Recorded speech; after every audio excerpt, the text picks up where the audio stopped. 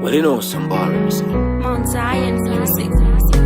Tiriku chandara pasipano, tiriku katsirira ramangana, tiriku vana itsanguva, tichopinda mukuva, tiro ramangana, garawa katsirira iwe, zirawa chinisa ere, kudenga unopinda ere, tichasa sangana ere, makafakare tichava una ere, amai vangu chakuona ere, umama vangu chakuona ere, amane shangmarinza taidisisa, onanana hatinamu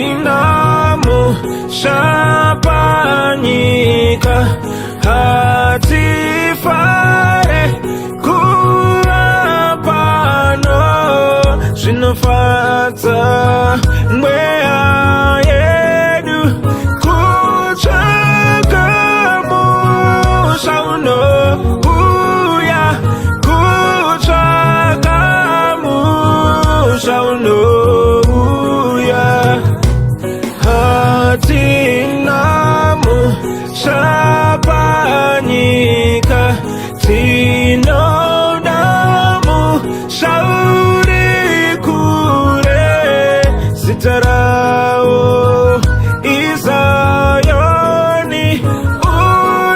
unopenya nguva zose, unopenya nguva zose. Uchashitetereshe pano pasi, katirira mangwana akubati, zvakaipa washipira pasi, andizvira mbetese tiri vatati, asi kudenga mwari wangu wariko, ndita make sure musha wangu uriko, ndichanofara ndiriko, moto unopisa gausvikeko. Mai, mai, ndouyako, mai, mai, ndouyako. Ndirikuuya ndichipururuka, ndichauya ikoko, nekoro yemoto. Kana ndikasauya ndichauya pakanotsoka mwanakomana Jesu, oh my, oh my. Musha